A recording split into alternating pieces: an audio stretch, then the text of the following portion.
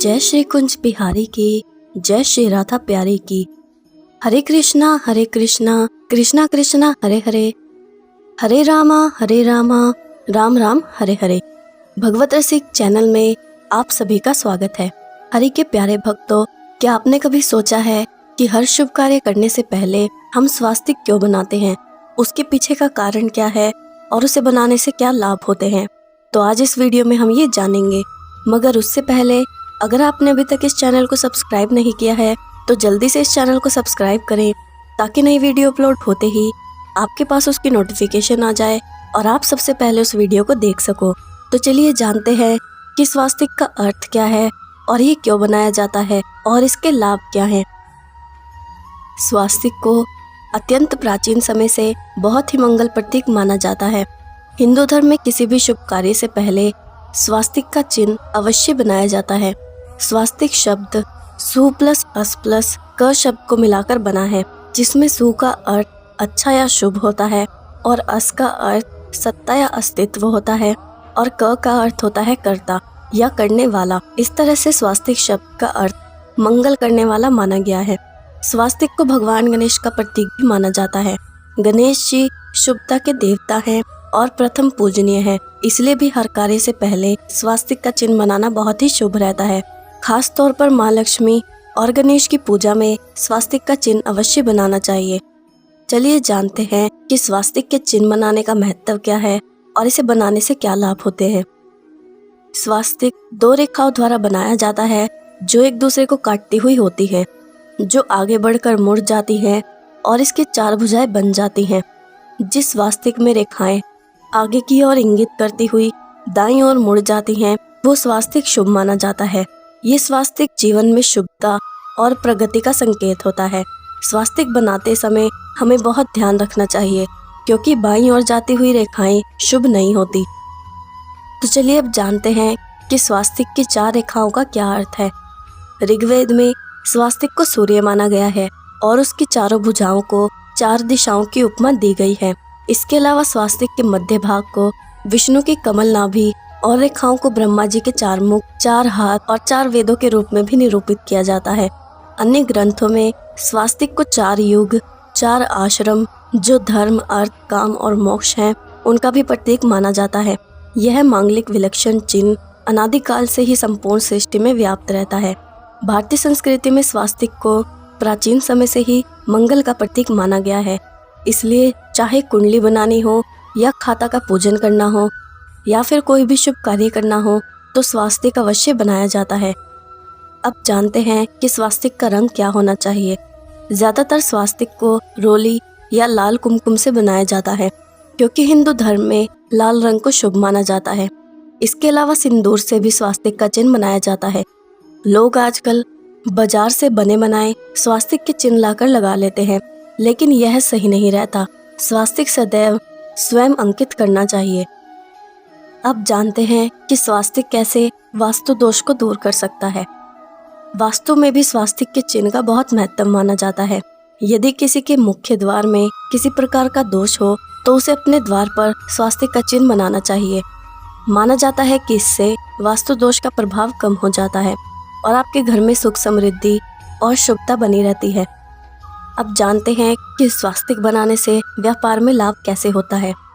अगर किसी को व्यापार में लगातार हानि का सामना करना पड़ रहा है तो उसे व्यापार स्थल के ईशान कोण में लगातार 7 गुरुवार तक सूखी हल्दी से स्वास्तिक का चिन्ह बनाना चाहिए। इससे आपके व्यापार की समस्याएं धीरे धीरे दूर होने लगेंगी और कार्य क्षेत्र में फायदा होता है। कार्यों में सफलता प्राप्ति के लिए घर की उत्तरी दिशा में सूखी हल्दी से स्वास्तिक का चिन्ह बनाना शुभ होता है। माना जाता है कि इससे कार्यों में आने वाली अड़चनें दूर होने लगती हैं और कार्यों में सफलता प्राप्त होती है। तो चलिए अब जानते हैं कि स्वास्तिक बनाने के वैज्ञानिक महत्व क्या हैं। अगर आपने स्वास्तिक सही तरीके से बनाया हुआ है तो उसमें से ढेर सारी सकारात्मक ऊर्जा निकलती है। ये ऊर्जा वस्तु या व्यक्ति की रक्षा करने में मददगार होती है। स्वास्तिक की ऊर्जा का अगर घर, अस्पताल या दैनिक जीवन में प्रयोग किया जाए तो व्यक्ति रोग मुक्त और चिंता मुक्त रहता है। गलत तरीके से प्रयोग किया गया स्वास्तिक भयंकर समस्याएं भी पैदा कर सकता है। इसलिए अब हम जानते हैं कि स्वास्तिक का प्रयोग कैसे करना चाहिए। स्वास्तिक की रेखाएं और कोण बिल्कुल सही होने चाहिए। भूलकर भी उल्टे स्वास्तिक का निर्माण और प्रयोग ना करें। लाल और पीले रंग के स्वास्तिक ही सर्वश्रेष्ठ होते हैं। जहाँ जहाँ वास्तु दोष हो वहाँ घर के मुख्य द्वार पर लाल रंग का स्वास्तिक बनाएं। पूजा के स्थान, पढ़ाई के स्थान और वाहन में अपने सामने स्वास्तिक बनाने से लाभ मिलता है। स्वास्तिक के 4 रेखाओं की 4 पुरुषार्थ, 4 आश्रम, 4 लोक और 4 देवों यानी कि भगवान ब्रह्मा, विष्णु, महेश और गणेश से तुलना की गई है। स्वास्तिक की 4 रेखाओं को जोड़ने के बाद मध्य में बने बिंदु को भी विभिन्न मान्यताओं द्वारा परिभाषित किया जाता है। तो चलिए जानते हैं कि मुख्य द्वार पर स्वास्तिक क्यों बनाया जाता है। हिंदू धर्म में लगभग प्रत्येक घर के मुख्य द्वार पर स्वास्तिक का चिन्ह बना हुआ नजर आएगा, जिसे काफी शुभ माना जाता है। लेकिन इसके पीछे भी एक महत्व है। माना जाता है कि घर के मुख्य द्वार पर स्वास्तिक बनाने से कोई बुरी शक्ति या नकारात्मक घर में प्रवेश नहीं करती। इसके अलावा जिन घरों के मुख्य द्वार पर स्वास्तिक बनता है उस घर में कभी भी दुख और दरिद्रता प्रवेश नहीं करती। ध्यान रखें कि घर के प्रवेश द्वार पर हल्दी से स्वास्तिक बनाना चाहिए और ईशान या उत्तर दिशा में दीवार पर बनाएं। वास्तु टिप्स के अनुसार घर के मंदिर में भी स्वास्तिक बनाना शुभ होता है। कहते हैं कि ऐसा करने से घर पर हमेशा भगवान की कृपा बनी रहती है। तो आज हमने जाना कि स्वास्तिक क्या है और ये क्यों बनाया जाता है और इसे बनाने से क्या लाभ होते हैं।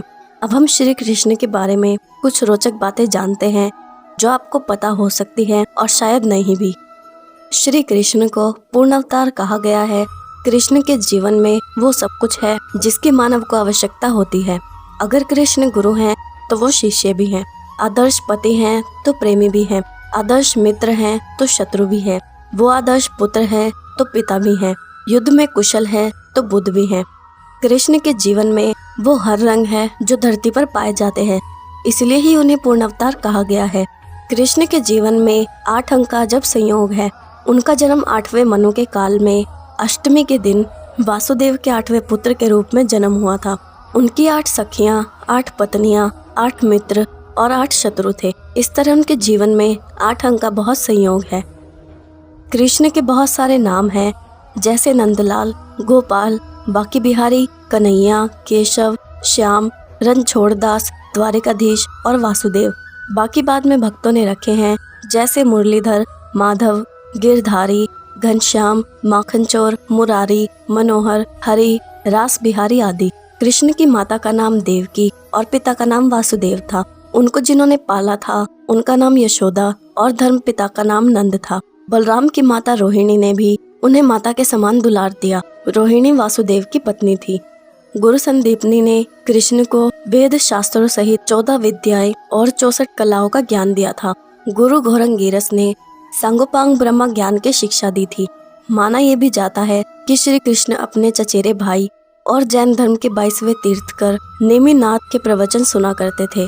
कृष्ण के भाइयों में नेमिनाथ, बलराम और गद थे। मथुरा के यादव वंशी राजा अंधक वृषणी के ज्येष्ठ पुत्र समुद्र विजय के पुत्र थे नेमिनाथ। अंधक वर्षिणी के सबसे छोटे पुत्र वासुदेव से उत्पन्न हुए भगवान श्री कृष्ण थे। इस प्रकार नेमिनाथ और श्री कृष्ण दोनों चचेरे भाई थे। इसके बाद बलराम और गद भी कृष्ण के भाई थे। कृष्ण की 3 बहनें थी। पहली एक कानगा, ये यशोदा की पुत्री थी। दूसरी सुभद्रा। वासुदेव की दूसरी पत्नी रोहिणी से बलराम और सुभद्रा का जन्म हुआ। वासुदेव देवकी के साथ जिस समय कारागृह में बंदी थे उस समय ये नंद के यहाँ रहती थी। सुभद्रा का विवाह कृष्ण ने अपनी बुआ कुंती के पुत्र अर्जुन से किया था, जबकि बलराम उसका विवाह दुर्योधन से करना चाहते थे। तीसरी थी द्रौपदी, पांडवों की पत्नी द्रौपदी। हालांकि कृष्ण की बहन नहीं थी, लेकिन श्री कृष्ण इसे अपनी मानस भगिनी मानते थे। चौथी थी सती। देवकी के गर्भ से सती ने महामाया के रूप में इनके घर जन्म लिया, जो कंस के पटकने पर हाथ से छूट गई थी। कहते हैं विंध्याचल में इसी देवी का निवास है। ये भी कृष्ण की बहन थी। कृष्ण की पत्नियां रुक्मिणी, जामवती, सत्यभामा, मित्रवंदा, सत्या, लक्ष्मणा, भद्रा और कालिंदी थी। कृष्ण के पुत्र रुक्मिणी से प्रद्युमन, जामवती से साम, मित्रवंदा से वृक, सत्या से वीर, सत्यभामा से भानु। कृष्ण की पुत्रियां रुक्मिणी से कृष्ण की एक पुत्री थी जिसका नाम था चारु। कृष्ण की 8 सखियां राधा, ललिता आदि सहित कृष्ण की 8 सखियां थी। सखियों के नाम हैं चंद्रावली, श्यामा, शैव्या, पदा, राधा, ललिता, विशाखा तथा भद्रा। कुछ जगह ये नाम इस प्रकार से हैं: चित्रा, सुदेवी, ललिता, विशाखा, चंपकलता, तुंग विद्या, इंदुलेखा, रगड़ देवी और सुदेवी। इसके अलावा भौमासुर से मुक्त कराई गई सभी महिलाएं कृष्ण की सखियां थी। कुछ जगह पर ललिता, विशाखा, चंपकलता, चित्रा देवी, तुंग विद्या, इंदुलेखा, रंग देवी और मनेली, इनमें से कुछ नामों में अंतर है। कृष्ण के 8 मित्र श्री दामा, सुदामा, सुबल, स्तोक कृष्ण, अर्जुन, वृषबंधु, मन सौख्य, सुभग, बलि और प्राणभानु, इनमें से 8 उनके 7 मित्र थे। ये नाम आदि पुराण में मिलते हैं। हालांकि इसके अलावा भी कृष्ण के हजारों मित्र थे, जिसमें दुर्योधन का नाम भी लिया जाता है। कृष्ण के शत्रु कंस, जरासंध, शिशुपाल, काल्यवन और पौंडक। कंस तो मामा था, शिशुपाल कृष्ण की बुआ का लड़का था, काल्यवन यवन जाति का मलेच्चा था जो जरासंध का मित्र था, पौंडक काशी नरेश था जो खुद को विष्णु का अवतार मानता था। कृष्ण ने किया जिनका वध ताड़का, पूतना, शक्टासुर, कालिया, धेनुक, प्रलंब, अरिष्टासुर, बकासुर, तृणाव्रत, अघासुर, मुष्टिक, यमलार्जुन, द्विविध, केशी, व्योमासुर, कंस, पौंडक और नरकासुर। कृष्ण के चिन्ह सुदर्शन चक्र, मोर मुकुट, बंसी, पीताम्बर वस्त्र, 5 जन्य शंख, गाय, कमल का फूल और माखन मिश्री। कृष्ण के लोक वैकुंठ, गोलोक, विष्णुलोक। कृष्ण ग्रंथ है महाभारत और गीता। कृष्ण का कुल, कृष्ण के समय उनके कुल के कुल 18 कुल थे, अर्थात उनके कुल की कुल 18 शाखाएं थी। यह अंधक वृष्णियों का कुल था। वृष्णि होने के कारण ये वैष्णव कहलाए। अंधक, वृष्णि, कुकर, दाशा, भोजक आदि यादवों की समस्त शाखाएं मथुरा में कुकरपुरी नामक स्थान में यमुना के तट पर मथुरा के उग्रसेन महाराज के संरक्षण में निवास करती थी। श्राप के चलते सिर्फ यदुओं का नाश होने के बाद अर्जुन द्वारा श्री कृष्ण के पुत्र वज्रनाभ को द्वारिका से मथुरा लाकर उन्हें मथुरा जनपद का शासक बनाया गया। इसी समय परीक्षित भी हस्तिनापुर की गद्दी पर बैठाए गए। वज्र के नाम पर बाद में यह संपूर्ण क्षेत्र ब्रज कहलाने लगा। मथुरा के मथुर, नंदगांव, वृंदावन, गोवर्धन, बरसाना, मधुवन और द्वारिका। कृष्ण पर्व, श्री कृष्ण ने ही होली और अन्नकूट महोत्सव की शुरुआत की थी। जन्माष्टमी के दिन उनका जन्मदिन मनाया जाता है। मथुरा मंडल के 41 स्थान कृष्ण से जुड़े हैं। मधुवन, तालवन, कुमुदवन, शांतनु कुंड, सतोहा, बहुलावन, राधा कृष्ण कुंड, गोवर्धन, काम्यकवन, संचदर सरोवर, डीक का लक्ष्मण मंदिर, साक्षी गोपाल मंदिर, जल महल, कमोदवन, चरण पहाड़ी कुंड, काम्यवन, बरसाना, नंदगांव, जाटव, कोकिलावन, कोसी, शेरगढ़, चीरघाट, नौ झील, श्री भद्रवन, भांडीरवन, बेलवन, रायावन, गोपाल कुंड, कबीर कुंड, भोय कुंड, ग्राम पटरारी के वनखंडी में शिव मंदिर, दाऊजी, महावन, ब्रह्मांड घाट, चिंताहरण महादेव, गोकुल, संकेत तीर्थ, लोहवन और वृंदावन। इसके बाद द्वारिका, तिरुपति बालाजी और खाटू श्याम प्रमुख कृष्ण के स्थान हैं। भक्ति काल के कृष्ण भक्त सूरदास, ध्रुवदास, रसखान, व्यास जी, स्वामी हरिदास जी, मीराबाई, गदाधर भट्ट, हित हरिवंश, गोविंद स्वामी, छेत स्वामी, चतुर्भुज दास, कुंभन दास, परमानंद, कृष्णदास, श्री भट्ट, सूरदास, मदन मोहन, नंददास, चैतन्य महाप्रभु आदि। कृष्ण जिनका नाम है, गोकुल जिनका धाम है, ऐसे श्री कृष्ण को मेरा बारंबार प्रणाम है। तो ये थी श्री कृष्ण के बारे में कुछ रोचक जानकारियाँ। अब मैं आपसे विदा लेती हूँ। अगर आपको ये वीडियो अच्छी लगी हो या आपको इससे कुछ सीखने को मिला हो तो इस वीडियो को लाइक जरूर करना और जितना हो सके इस वीडियो को शेयर करना, ताकि इस वीडियो के माध्यम से अन्य भक्तों को भी कुछ जानकारी मिल सके। जय श्री कुंज बिहारी की, जय श्री राधा प्यारी की। हरे कृष्णा कृष्णा कृष्णा हरे हरे, हरे रामा राम राम हरे हरे।